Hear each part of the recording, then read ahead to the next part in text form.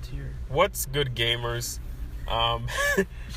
We just got straight out of Spider-Man Homecoming, and here's the first ever review of this classic film. So let's get right into it.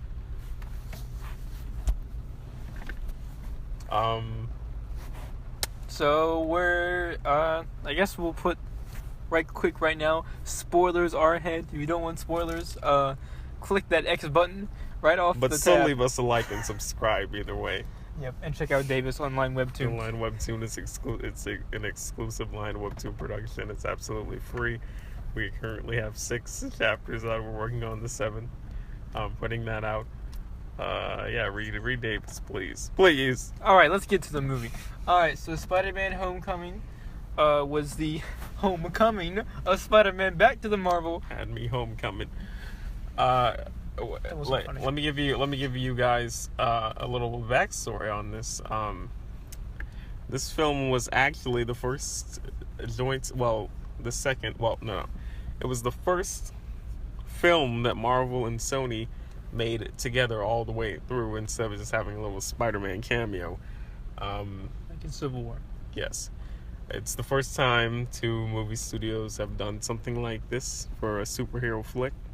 So it's a big deal.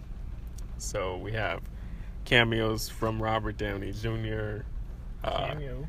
Gwyneth. He was a side character. Gwyneth Paltrow. I don't know who that is. That's the woman who plays Pepper Potts. Ah. And John Favreau, who was quite a delight, as Happy Hogan. We have Tom Holland. You know, I'm really surprised if you name these actors out of your head. I know a lot. Okay. We have Tom Holland playing Spider-Man and Peter Parker. Not at the same time. The two separate not at the characters. same time. Absolutely not at the same time. Except for a few times when he's changed his clothes. Dude, you just spoiled it. You just said that Peter Parker is Spider-Man. Oh my God! I'm so sorry. Spoilers ahead. We have Laura Harrier, who's playing Liz. We have Michael Keaton as the Vulture. We have Zendaya as MJ. MJ Michelle. I was gonna just call her Mary Jane if they were gonna go through all that. Let's see. Tony Revolori, I think that's what his name is, as the Flash. The Flash from DC. Yeah, the Flash from DC. No, Flash Thompson. Donald Glover as the Prowler. Hannibal Buress as the coach. As Coach Captain Wilson. America. Chris Evans is Captain America. No, listen, he's not in there that much. And then we have that guy who played Ned. I forgot what his name is to be. His name is Jacob Boughton. Sorry, Jacob, if you're watching that. He's not watching this video. Okay, so there's the cast. So this movie is basically about Spider-Man coming home to the MCU. And he's trying to get Tony Stark's attention so that he can become an Avenger. And he doesn't want to be it's raining against me. It's warm in here. It's very warm in here. If you could turn on the AC while we're filming this. Yes, we're sitting in the car filming this. We just literally, we told you we got out of the theater. We're giving you our fresh impressions. Is it still going? Yes. You sure? Yes, it's still going. Okay, great. So let's see. I had big gripes with this movie going in because if any of you've seen the second trailer for Spider-Man Homecoming, it tells you pretty much every major plot point in the movie, save for one. Which was really nicely executed, by the way. That one review. So I walked into the movie. I said this is gonna be the movie, and it happened. And it's very disappointing. But that reflects more of how trailers are made. The trailer was very poorly made, but the actual story was pretty good. Yeah. I think that it was better than Doctor Strange. I think I enjoyed it. I definitely enjoyed it more than the Thor movies. But Anthony says it earlier, but Iron Man's involvement in the movie was too much. Yes, yeah. And the problem that stems with that is the fact that Iron Man is the staple of the MCU. He was the first movie. He really. But it wasn't the first Avenger. Well, no, he wasn't. We know who the first Avenger was. But Iron Man is pretty much the face of the franchise. He was kind of in the comics. He wasn't a C-list character, but to commoners, like if you walk down the street in 2007, a year before the movie came out, if you said, "Hey, who's Iron Man?" nobody's gonna tell you, "Hey, he's Tony Stark. He's an Avenger," that sort of thing. So he's a staple of the franchise. He's the face of the franchise, essentially. And so if you're gonna bring Spider-Man to the MCU, it makes sense to bring him in, but it was almost too much because we had the thing that I really liked about Spider-Man when I was younger is that he was really relatable. He was a teenager. He went to school. He juggled his relationships and having homework and stuff with being Spider-Man. And even though that was well executed in the film, we have this genius character who needs Iron Man to make his suit, and that he needs an AI. Stop it, rain! Cut it out! It's raining outside. That's not helping. That's not helping at all. It's raining real hard. Okay. Wait, are we gonna be able to Is he gonna pick up our voice? Maybe we'll see after it's. God. This is one take, so we're not editing any of this out. Yeah. So Peter's a genius kid. I feel like he didn't need an AI. I feel like he didn't need Tony to make his suit, even though it was a plot point. I feel like Spider-Man should have been doing all of these things on his own. And definitely. I was watching the trailer and I was talking to Carrie, and Carrie's my sister. Yeah, they know who Carrie is. And she was saying that that Spider-Man Homecoming, if you boil it down to the plot points, is just Thor all over again. Thor is not worthy of his hammer anymore, so his hammer is taken away, and he has to save the day without the hammer. That's basically what Spider-Man had to do, except it was a little altered. But basically, Spider-Man got his suit taken away from Iron Man. He was not worthy, and now he has to. Now he has his own Mjolnir. Now he has to go out and prove. He had to go out to the world and prove that, at least to Tony, that he was worthy of having the suit, and he did, and he got it back. And don't get me wrong, this film was definitely not garbage like the first Thor film. But I don't think the first Thor was garbage. It just wasn't great. It wasn't good. I'm a sucker for mythology stuff, so me too. But the Thor movies were not good. Hopefully, Thor Ragnarok switches that around. We'll definitely be doing a review for that when it comes out. But yeah. So that's the biggest problem that I had with it. The fact that Spider-Man kind of seemed to hold his own and that it felt so Tony Stark centric. Because even though he is an important character, Iron Man, other characters still need to hold their own. It felt like Spider-Man was like Iron Man's sidekick, and we were just getting what Spider-Man does in his downtime. Perspective. Yeah. Now, I'm gonna give the film really good props for balancing Peter's private life and his superheroism, especially being a teenager and being at school. I think that was good. Sorry, I almost threw up. I think that was really good.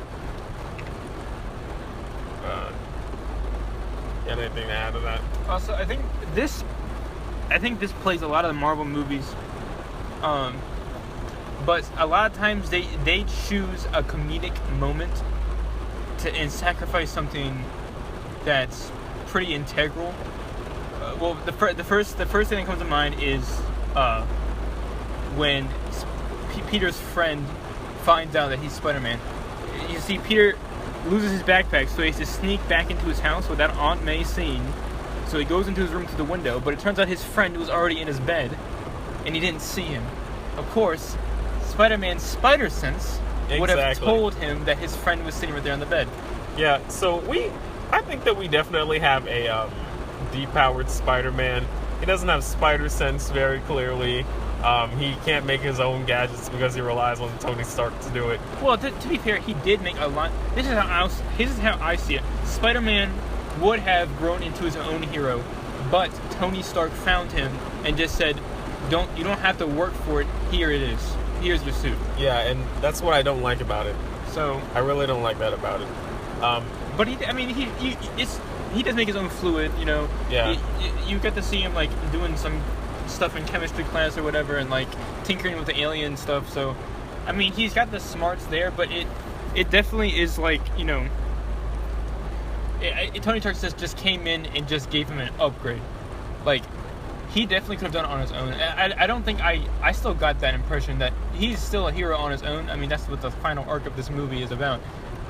But he's, you know, he can still do things on his own. It's just, yeah. Okay, here's my pitch. This, I think, would have made a better Spider-Man Homecoming movie. This is what I thought of. So, picture this: Iron Man.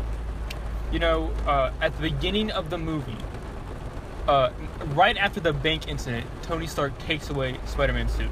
Right then and there, and he says, you know what, this stuff is too dangerous. Taking your suit away, don't get involved, and I'll take care of it, right? But Peter is not satisfied. He wants to go after the Vulture by himself. That's what he does in the movie. I hope this thing picks up what I'm saying, because I think this is a really good pitch. He wants to go after the Vulture, so he, you know, starts doing investigating. He does all the research on his own, like he does in the movie already. You know, he finds the guy on his own, all that stuff. But we get the Prowler in the movie, and they team up. I think that would have been a really cool if the Prowler and Spider-Man were both working, and Iron Man was completely out of the picture. I mean, he shows up like twice in the movie total, and Prowler would be. I think this was a good opportunity to bring in Moon Knight. I know that's probably Moon Knight. I know that that's probably a joke, but we have these. Even if it was not just Moon Knight, this is a good chance for us to have Daredevil, Dude. Iron Fist, Luke Cage, Hannibal Buress from Moon Knight. Hannibal Buress from Moon Knight. That's why he was brought into the film, so they could make us transition into Moon Knight. But on a serious note, the MCU has this problem where they don't have enough room to bring in Daredevil and Jessica Jones and all the Netflix tier characters. I honestly don't think it's gonna happen. It's not gonna happen. It's not gonna happen. I feel it from the bottom of my heart. They keep on saying, "Oh yeah, it'll happen one day," but it's not gonna happen, guys. So this movie was their chance to bring all these characters together, even if it was just one. And a little cameo would have been nice. Yeah. Like getting one of them like in a store, like when it happens, and like maybe he jumps, maybe whoever it is about to jump in to help, and then Spider-Man just like saves the day, and they'll just kind of like sit back down. Like that would have been kind of a cool cameo, a little nod. Because Daredevil. I haven't watched the Netflix shows, so they're good. I know. Vince, we have really, really great stories with both Daredevil and Spider-Man. Like I think it was called Shadowland, where Daredevil went bad and Spider-Man was. I have like a one shot of that. Yeah, that was a really, really good story in my opinion. Maybe they wouldn't have gone straight for Shadowland because it's kind of early on in the game. I think I think keeping the villain for this movie, it was pretty good. I think the Vulture. Let's get back to that. Let me just finish this. Okay, all right. Okay. Kingpin would have been a good ground level character because Kingpin's really good in the next Netflix shows. Vincent de whatever his last name is really great in the role, and he said that he wants to take on Spider-Man. This was a chance for them to bring in. And I always thought Kingpin as a Spider-Man villain. Yeah. I mean, he was originally a Spider-Man villain, and then he became more of a Daredevil villain over time. And that would have been good, because it's an opportunity for the Netflix characters to come by. We can see Vincent in the role, and that's good. But speaking of villains, you can get back to what you were saying. I thought the Vulture was one of the best Marvel villains. Yeah, I agree. I completely agree. That was Thunder, ladies and gentlemen. But we're gonna keep going. We're gonna die out here to show you guys the real Spider-Man shirts. The Vulture was an excellent villain.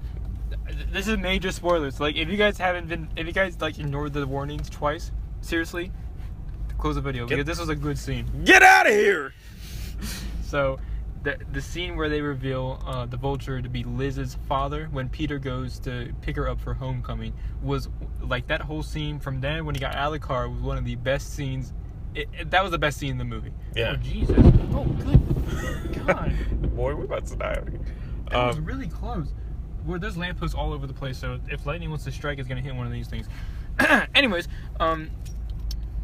Yeah, that scene had me hyperventilating for a good few minutes. It was really anxiety ridden, and you can tell that Peter's not a good liar at the end of the movie. But I I don't know even if that scene was really great, but I liked the Vulture before it started because he didn't have a I want to destroy the world type of vibe or I want to control anything. Yeah. He was just kind of like a grounded guy who kind of got put on the back burner for when the damage control took over, and he had a vendetta against Stark, but he spent 8 years making money for his family and stuff, so he wasn't a typical stupid villain like Caecilius. I'm sorry for you Caecilius fans out there, but Doctor Strange was not good.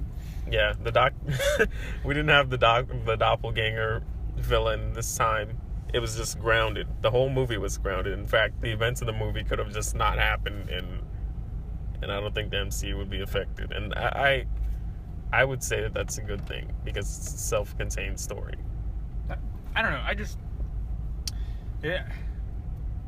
I don't know what I was gonna say. I actually had a major brain fart there. I don't know what I was gonna say, but I really like the Vulture. Yeah, that scene where they're going in and like Peter, he sees him and he knows he's the Vulture, but the Vulture doesn't know he's Spider-Man, and like that whole scene where they're like going through. God, that was and like what does he in this house? He offers Peter like this alcohol drink that's called like the Bird something. I was like, oh my gosh. But okay, there's another scene. What I was saying, where they choose comedy over. Was I saying this in this video, or did I say it? Oh yeah, you did say it. You just didn't finish it because I think I cut you off. Okay, that's okay. So. No, it's not.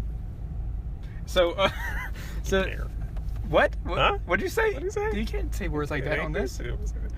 Anyway. No, I'm gonna finish. So, so the Marvel movies a lot of times choose comedy over, and like I said, Peter basically didn't have spider sense in this movie. But at the very end of the movie, Peter gets his suit back. He's wearing it in his room, and he's standing proud. And Aunt May walks in, and she's like, "What the?" And then it like cuts off before she finishes her sentence, and the movie ends. And so basically, that was funny. It was a comedic moment. But it was at the cost of Aunt May knowing that Peter is Spider-Man. I don't like that. I don't like that at all. I don't like that Aunt May knows who he is because this is going to feel very weird. Yeah, she knows now. She knows what he's out doing. It just feels like Spider-Man doesn't have his secret identity anymore with Aunt May knowing, because it doesn't matter who knows now. I actually watched this interesting video that talks about how the idea of a secret identity is kind of dying. Because with Marvel movies especially. Well, because of how we live, like we share everything on social media, and we don't really have to like you are you on your social media. Like there's no room to hide, like a personal life unless you just don't use it, because we just use so much social media all the time. So the idea of a secret identity kind of seems like outdated to a lot of people. And I mean, think of the Avengers. Almost all the Avengers don't have a secret identity. There are no Avengers with secret identities. That's why I like Spider-Man, because he actually has a secret identity. He has stakes that he has to have. He would not, because now if people just knew who Peter was, they could easily come after Aunt May. They don't live in a fancy apartment like Stark, and I don't know how well Aunt May can keep it secret, but now that could be a problem. Imagine if Aunt May was like one of those people on Facebook is like, "OMG, my son, my nephew is Spider-Man. Almost got killed tonight." The minion meme. It's like when your nephew is Spider-Man. Anybody can relate? Oh no. There was an end credit scene where the Vulture is in jail, and the Scorpion, the reveal of the Scorpion comes in. He's like, rumor is you know who Spider-Man is, and then he's like, if I knew who he was, he'd be dead already. And then, but the Vulture knows that Peter Parker is Spider-Man. That is what's made me say he's the best villain. Yep, in the Marvel Cinematic Universe. That was a really, really great, because he's not just evil for being evil. He's like I'm trying to think. All the Iron Man movies, the villains are pretty villainous. I'm really trying to think. Nebula is probably the closest one. Yeah, there are no any gray villains in the Marvel Cinematic Universe other than the Vulture. They're just kind of like clear cut. I have these intentions, and this is what I'm gonna do. Nebula from Guardians of the Galaxy, especially in 2, she became more of not even a gray villain. She just became a neutral character. Yeah. I was thinking about how Hydra is almost gray earlier today. You think so? Dude, Yeah. I wouldn't say that too much. Listen, I'm not going to go into this right now. Maybe I can make a video on it. But I think that Hydra is chaotic gray. And maybe I'll tell you about that later. Do you know the Nazis? Yeah, they're Nazis. But it's ideology. It's like... Okay. It's that's what I'm ideology. saying. Don't say that. I do not like Nazis. I'm black. I don't like Nazis. I don't like Nazis. I don't condone Hydra. Dude, it's okay, I don't like okay. Nazis. I'm editing this part out. No, give me a hug, dude. It's okay. I hope the mic picked that up. Dude, if that didn't get picked up, I'm gonna cut this out. Anyway, we had to just cut a scene because. Okay. Anyway, but there aren't any really gray villains in the MCU. Loki is not gray. I was thinking that he might be gray. It's like chaotic. He's very, very, very chaotic. Let's see. The Thor villains. Not really. Hela's definitely not going to be gray. Hela, when she comes. Or Hela, I don't know. Probably Hela. She's going to come and fuck Asgard up for, like, seemingly no reason. Oh. They're going to really freak up Asgard. Yeah, I can't really think of any, but the Vulture was definitely an absolute gray villain. I think those are probably my favorite kinds of villains, like Ares and Wonder Woman. He was pretty gray, in my opinion. Honestly, I think I was giving Wonder Woman a lot of praise, but after seeing Spider-Man: Homecoming, I think it really shows the difference. I really think Spider-Man: Homecoming, like I walked out saying like Spider-Man: Homecoming was a good Marvel movie. It was better than a lot, but it wasn't as good as the best. But Spider-Man: Homecoming, I still think is like probably like a couple steps above Wonder Woman. Really? Yeah. I mean, I really think they nailed the characters way more in Spider-Man: Homecoming. And I thought Wonder Woman Ares was like kind of cool, but compared to yeah, very because Ares was more like a background character, and it was like, oh, that's a cool reveal. Huh? Did I say Ares or someone else? You said Ares. Okay. Ares almost felt like he wasn't the villain the whole movie. He just kind of came and he was like, hey, it's time to fight Wonder Woman. But you felt the Vulture's presence throughout the whole film, especially with that Liz stuff. That was some good stuff. That was really good. It's cool. Oh yeah, Donald Glover playing the Prowler. He dropped a hint. He's like, man, I can't do this. I got a nephew here. Dropped the Miles Morales hint right there. He's coming. Hopefully. I doubt it. He's coming. Dude, I don't know how they can do it. Are they gonna kill Peter Parker? I don't think they'd go that far, but they're gonna have a team up movie. 2 Spider-Mans? Holy crap! This movie is really long. 23 minutes. All right, people will watch it. No, they won't. Maybe. Who knows? I don't think they could do it. I mean, 2 Spider-Men. Do you remember the Clone Saga where there were like 35 Spider-Men swinging around? That is a comic book. I mean, we're talking about a movie. Okay, but Iron Man has War Machine. Yes. What else? Okay, we're gonna add another black sidekick to the roster. Yep. Is that what you're saying? Yep. That's we're just gonna add yet another black sidekick. That's the industry. That's awful. That's the industry. Dude, I'm just saying, I think it would have been really cool if we really got the interaction between Tony and Peter in Civil War. That Tony was the mentor for Peter. I think it would have been really cool if Peter Parker had a different mentor as Prowler. If Prowler acted kind of like a mentor to him in this like grounded, like kind of under the radar like operation, and he was kind of like working with, but probably like, hey, I'm not gonna take orders from you. Like, this is how we do things. That would have been, I think, it would have made the movie better.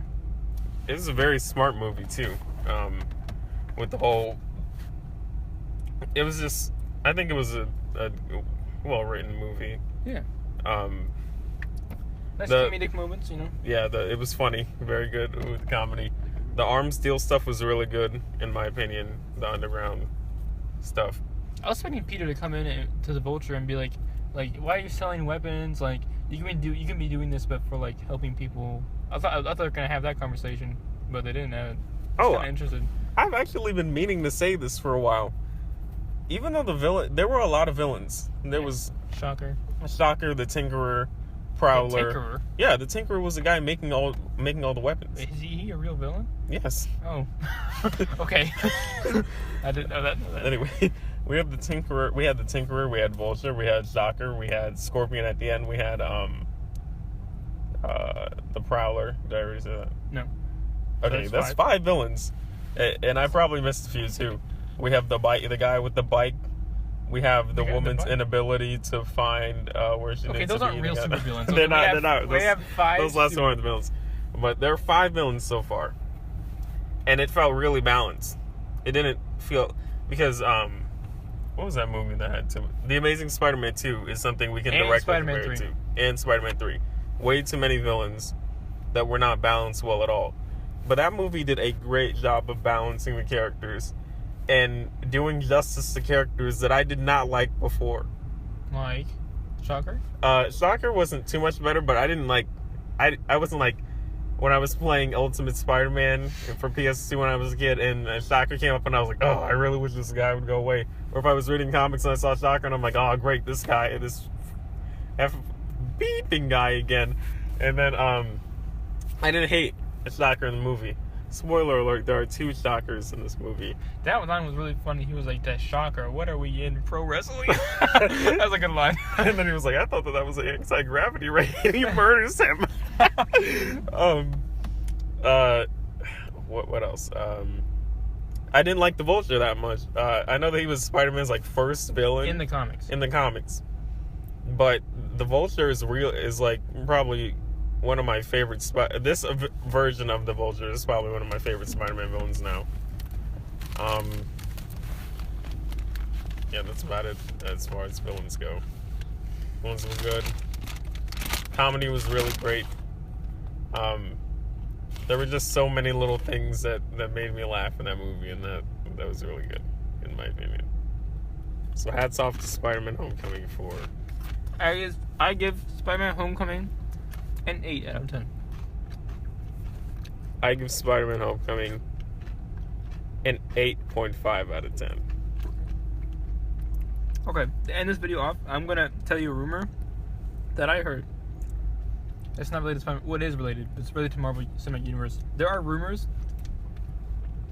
Pretty sure this is not true, but there are some rumors that Marvel plans to reset the Marvel Cinematic Universe after Infinity War, after the Infinity War movies.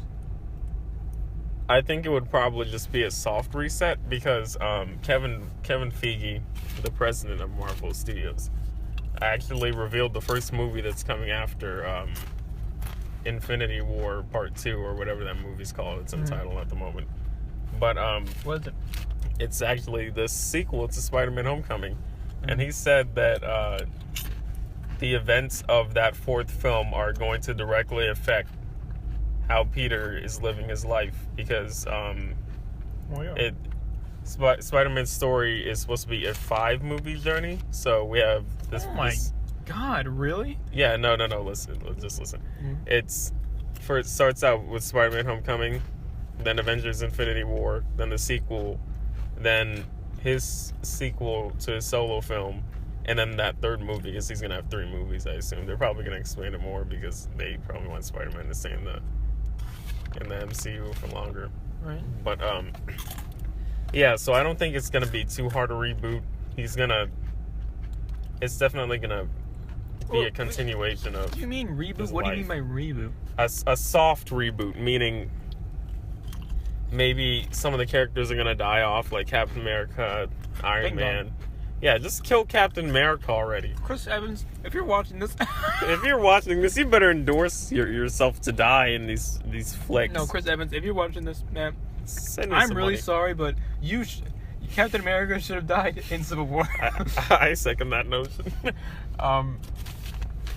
But I think it's gonna be a soft reboot in that all the characters that were there before are probably gonna like be put on the back burner, like Captain America, Iron Man, Hawkeye, Black Widow. I thought their fates. When they said reboot, I thought they meant like they're really just gonna start again. No, they're not. They're not starting over again because Spider-Man's gonna be having the direct. But whatever Thanos comes to Earth and does, it's gonna have a real big toll because they said that that's gonna be the conclusion of the 22 movies that they made. Good And God. so whatever is coming is gonna. It's gonna come home. It's coming home. It's homecoming.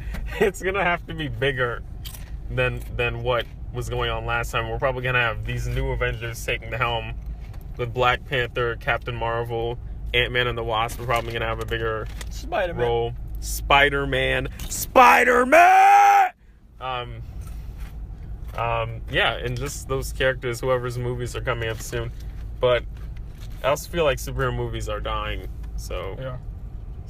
I think the movie Logan was the best representation of superhero movies dying, as with the superheroes are dying. Yeah, Logan is a complete deconstruction of superhero movies. But that's it. That's about it. Yep, we gave it an 8 out of 10. 8 and 8.5 out of 10. Oh, if we average them, would it be like 8.2, It would 8.3? be 8.25 out of 10. So thank you for listening to our thoughts on this flick. This video is entirely too long. Peace out, baby. Please read Davis. Online webtoon. Line Webtoon. And It'll be in please the description. subscribe.